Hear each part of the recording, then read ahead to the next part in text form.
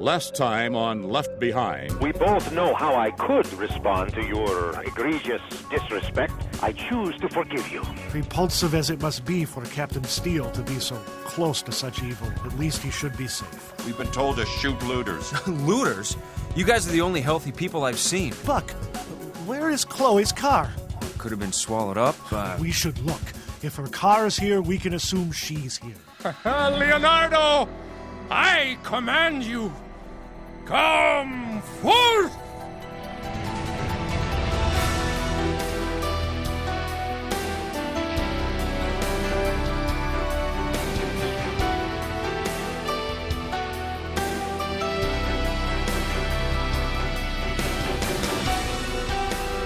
Based on Soul Harvest, the fourth book in the best-selling series, Tyndale House Publishers proudly presents episode 38 of the dramatic audio edition of Left Behind.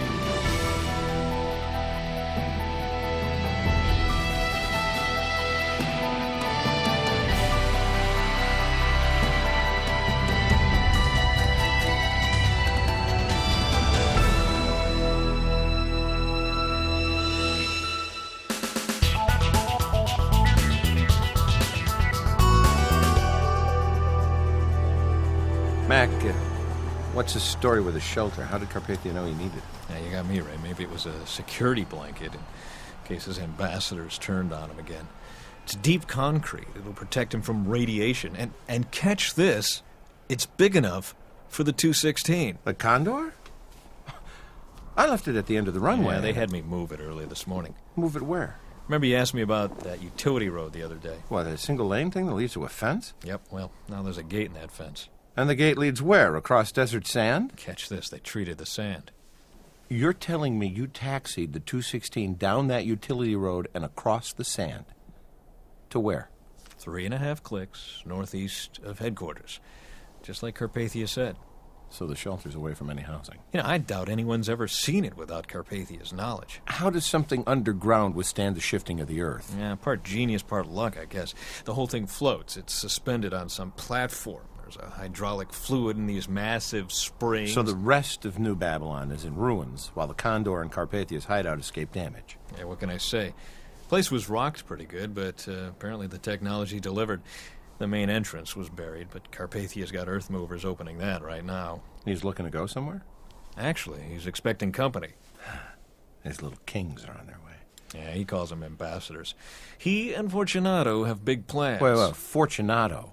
Well, he was in Carpathia's office when the earthquake hit. There's no way he survived. Ray, you're not going to believe this. I'd believe anything at this point. All right, when they told Carpathia Leon didn't make it, I swear, Ray, he looked sick. First time I've ever seen him rattled. Yeah? All right, so he leaves. I ask him if he wants me to take him somewhere. When was the last time you saw him go anywhere by himself? Never. Bingo. He leaves alone. He's gone about half an hour. When he comes back, he's got Fortunato in tow, covered head to foot with dust. Whoa. Fortunato's walking. Right into the shelter. Yeah, a little slow maybe, but on his own 2 feet. So this crowd gathers. Fortunato, real emotional, calls for order. Please, listen to me. I have something to say. Thank you. It is true. I was at the headquarters when the building collapsed, inside. I fell head first. When I hit, it felt like I had cracked my head open. Then the whole weight of the upper floor came down on me. My bones broke. My lungs burst. Everything went black. I believe I died. I was not conscious of anything. It was black nothingness. Then I heard my name. I thought I was dreaming, that I was a child again, and my mother was softly calling. And that is when I heard the voice of Nikolai. Leonardo, come forth. What? I'm telling you, Ray, it gives me the willies. I've never been religious, but I know that story from the Bible. It sounded like Nikolai was pretending to be Jesus or something. Yeah, pretending.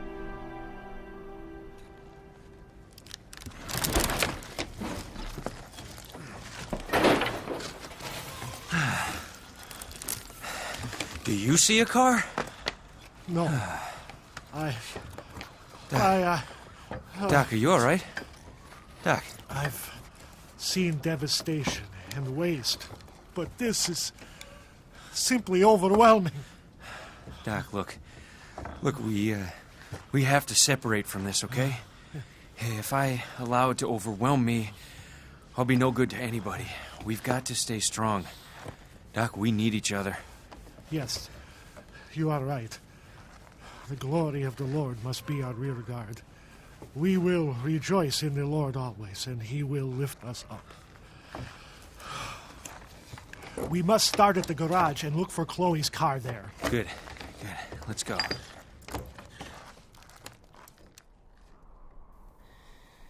So, Ray, you gonna tell me what's going on here or what? Mac, I'm going to tell you the whole story and everything I feel about what's happening, about Nikolai, about what's still coming. But before I do, I need you to tell me what Carpathia knows about Amanda or Hattie. Ray, the truth is Carpathia knows Hattie's still in the States. She got as far as Boston, but then she pulls a U-turn and boards a nonstop to Denver. To Denver? Her family's there. I guess nobody knows why she went back. And Amanda? Carpathia's people are saying she was on a Pancon Heavy out of Boston that should have been on the ground in Baghdad before the quake. It lost a little time over the Atlantic for some reason, but the last they knew it was in Iraqi airspace. So it's underground somewhere. Why didn't I see the wreckage at the airport? I don't know. Maybe it was completely swallowed up by the desert, but all other planes on Baghdad radar at the time of the quake have been accounted for, so that doesn't seem likely. Maybe the flight was far enough behind schedule. It was still in the air, just stayed there till they could find a spot to put it down. Maybe. Now, I won't stop looking. I understand, Ray. Look, Mac, my gut says you're hiding something from me. Ray. Listen, I've already tipped my hand as to what I think of Carpathia. Now, that's a huge risk for me. Now, if you know something about Amanda that I need to know, you've got to tell me. Ray, I'm asking you to trust me. Is she dead, Mac? Probably. There's more, isn't there? I'm telling you, you don't want to know.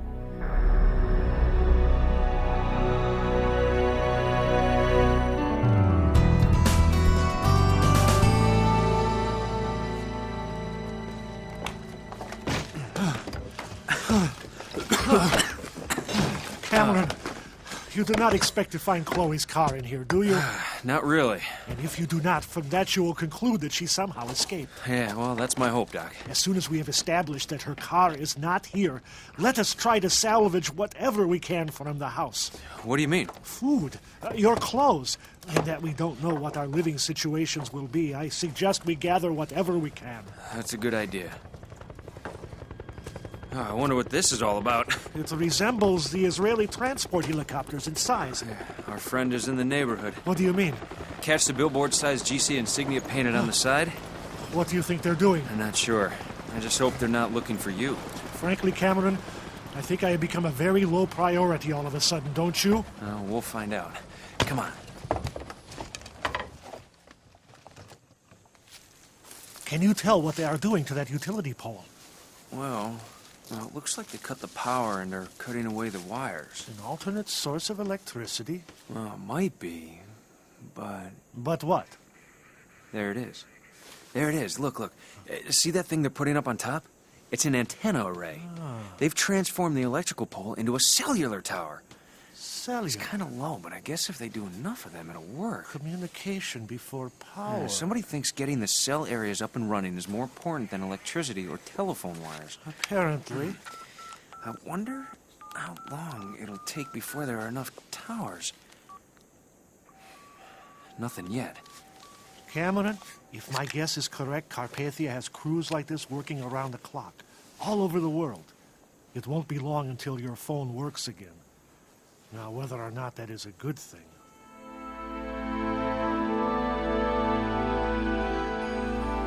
We better wind it up and head back, Ray. Oh, yeah, right. I'm going to let you take me back before you tell me something that's worse than knowing my wife's dead. Ray, please. I've said too much already. I can't corroborate any of this, and I don't trust Carpathia. Just tell me. I'm afraid after I tell you, you won't want to talk about what I came here for. Matt, I give you my word. I'll talk about anything you want, but you have to tell me what you know about Amanda. All right, listen.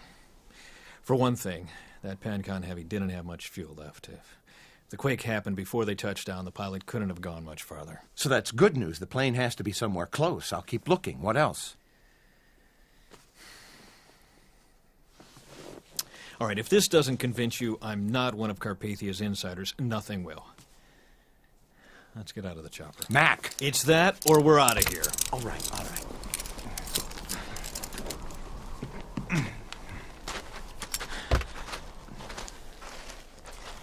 Okay. Here it is. Carpathia talks about Amanda like he knows her. Well, he does know her, so what? I mean, he talks about her as if he really knows her. And what's that supposed to mean? An affair? I know better than that. Ray, what I'm saying here is that he's known her since before she knew you. What? Behind closed doors, he makes comments. Amanda's a team player. She's in the right place. She plays her role well. That kind of stuff. Oh, what? Listen, I hardly know your wife. I have no idea if it's possible. I'm just telling you what I'm hearing. It's not possible. She wouldn't. I didn't expect you to believe it. The man is a liar. He would say anything about anybody to further his own agenda. I don't know why he needs to trash her Ray, reputation. I told you I'm not saying I think he's right, but you have to admit he's getting information from somewhere. Don't even suggest I'm that. just saying Amanda is not a liar or a betrayer. No one could be that good. No one could share my bed and pledge her love that way without my suspecting. No way. All right. That's good enough for me, then. Now, you better get back. Let's go. Mac, since we're supposed to be on a rescue mission anyway, would you mind one more search? Be a lot easier during daylight. Want to come back tomorrow? Yeah, but let's do a quick look anyway. If that plane went down near Baghdad, the only hope of finding survivors is to find them quick. All right, good enough. I know I'm dreaming, but I can't run back to Carpathia for shelter if I don't exhaust every effort to find her. Ray, listen, I was just wondering if there was anything to Carpathia's claim. There's not, Mac. Now get off it. I'm just saying, if there is, you think there might be a chance he'd have her somewhere safe? Oh, I get it. The upside of my wife working for that devil is that she might still be alive? I wasn't in... We don't have to talk about it anymore. We sure don't.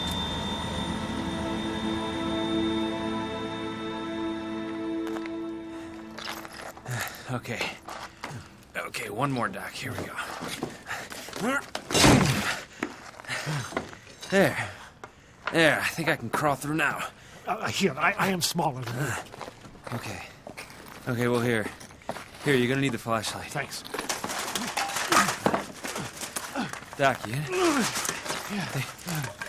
do you see anything? Cameron, I can see a car. Yes, it's Chloe's. I can't see. Wait. There. What? Oh, What? Yeah, it is empty except for her phone and computer. And she's still inside. Doc, can you get out of there? I'm almost certain I can. Okay, listen, I'll meet you at the back of the house. If her car's still here, she's still here.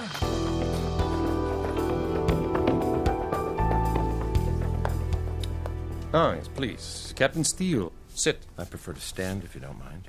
There is no need. You look weary, and we have important items on the agenda. Sir, my wife, Captain Steele, I have some bad news for you. Your wife, God rest her soul, was aboard a Pan-Continental 747 flight from Boston to Baghdad. The earthquake hit moments before the plane was to touch down. My sources tell me the pilot apparently saw the chaos, realized he could not land near the airport, and pulled up at the last moment. PanCon officials tell me that the plane was simply not airworthy at that speed. Eyewitnesses say it cleared the banks of the Tigris, hit first nearly halfway across the river, flipped tail up, and plunged out of sight. Pancon tells me a plane like that would drop like a stone. Nothing has surfaced downriver. No bodies have been discovered. I'm truly sorry.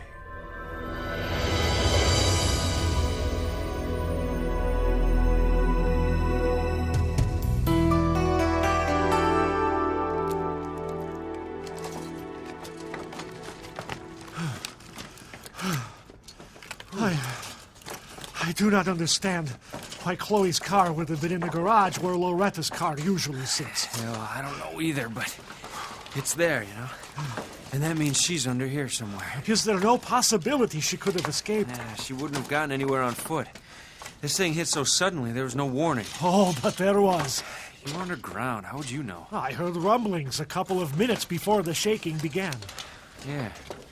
Yeah, I saw roadkill on my way back. Traffic signs and stoplights swaying, so I guess there was some warning. Could she still be in the garage? I'm afraid not, Cameron. I looked carefully. If she was there when it all came down, you would not want to find her. I might not like it, but I have to know.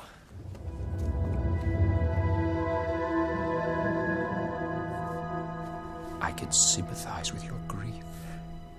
Perhaps you can understand my own feeling of loss over the many lives this calamity has taken. It was worldwide, every continent suffering severe damage. The only region spared was, of course, Israel. And you don't believe this was the wrath of the land? Captain Steele. Oh, surely you do not lay at the feet of some supreme being and act so spiteful and capricious as this? I hesitate to raise this while your loss is so fresh.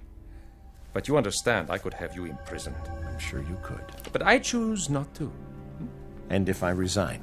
That is not an option. You will come through this nobly, as you have other crises. Otherwise, I will charge you with insubordination and have you imprisoned. You want someone working for you who would rather not? In time, I will win you over. As soon as you are ready, you and Officer McCullum are to fly my ambassadors here. A handful of major airports around the world are operational, but with the use of smaller aircraft, we should be able to get my key men to where you can collect them. I have a number of requests. Oh, I love when you ask for my help. I would like information about my family. Yes, I will put someone on that right away. And? I need a day or two to be trained by Mac in helicopters. I might have to fly places only a chopper can go. Whatever you need, Captain. Whatever you need.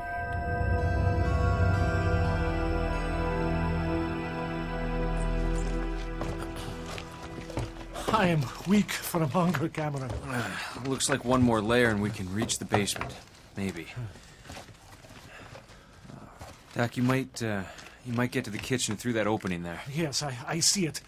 The power has been out for hours, but there must be something edible left. Here, I'll help you. I could use a bite myself. Did Loretta keep a well-stocked kitchen?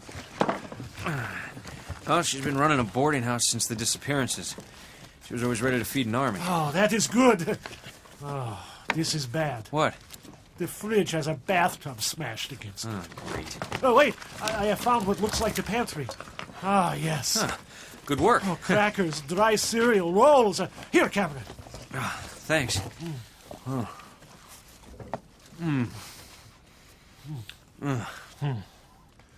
I'm going to wrap a few of these provisions to take with us. Good idea. Cameron, if Chloe were alive somewhere in here, she would have heard us and called out, would she not? Well, we haven't seen her yet. And while I hate the thought of leaving her here, it would certainly take heavy equipment to move the rest of this mess. All right. Then the question is where to stay tonight.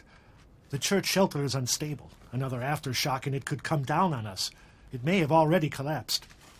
Well, I think we've done what we can here for now. Let's get to the car.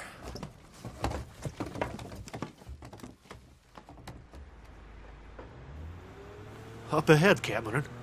Do you need fuel? Well, if this isn't straight out of the Twilight Zone, gas station not only in one piece, but open. I can't imagine the prices. Hey, Doc, the houses around here aren't as damaged as Loretta's, huh? I would not be surprised if there is a quarry nearby. You mean this part of town is sitting on granite? Well, that would be my guess. Check out the guy at the pump. You suppose he's using that shotgun to protect the gas, or the cash he's got in his pocket from selling it? Hey, how you doing? What's the good news? $20 a gallon, cash only. 20-gallon limit. When it's gone, it's gone. That explains why the line is not longer. All right, I'm in for 20 gallons. I'll need the cash. All right. Coming up. I'll give you 1,000 cash for The that. generator? Take a number. I could get 10,000 for it by tomorrow. Hey, know where I can get another one? I don't know anything. My house is gone, family's gone. I'll be sleeping here tonight. You need some company? Not especially. Well. Cameron, I have been thinking.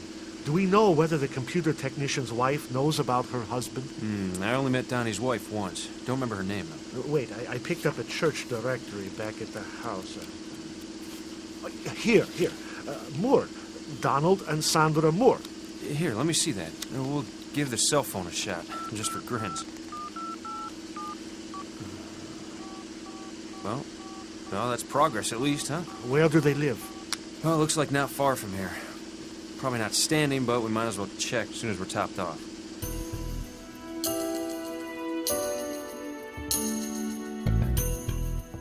Structurally, it is not bad. Something's not right here, Doc. Sandy? Sandy? Oh, dear God! Back here, Cameron! Where? Oh, no. She still has the coffee cup in her hand. She and her husband must have died within seconds of each other. Miles apart. We should bury her, but how do we get her out from under the tree? We'll need a chainsaw at the very least. Cameron, I confess I am thinking less of respect for her body than for the possibility that we have found a place to live. What? Is it not ideal? Well, this room can be easily closed off. Well, I don't know how long it would take to get power, but except for this room, it has a roof. Well, you're right. We don't have too many other prospects, do we? Unless you wanted to go back and try again with your friend at the gas station. Yeah. Well, Donnie might have some tools downstairs. We could cut the floor from underneath. I'll be right back.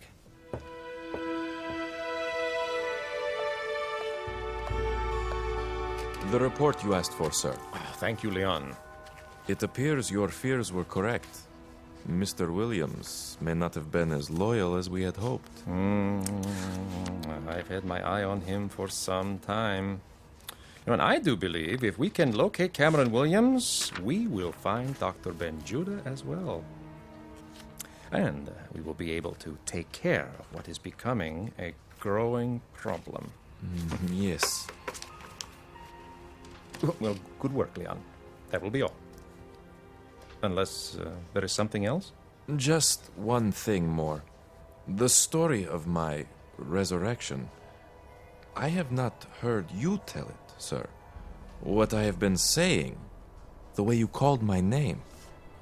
That is the way it happened, is it not? Yes, Leon, yes. That is definitely how it happened. Mm-hmm. Good. Good. Thank you, sir.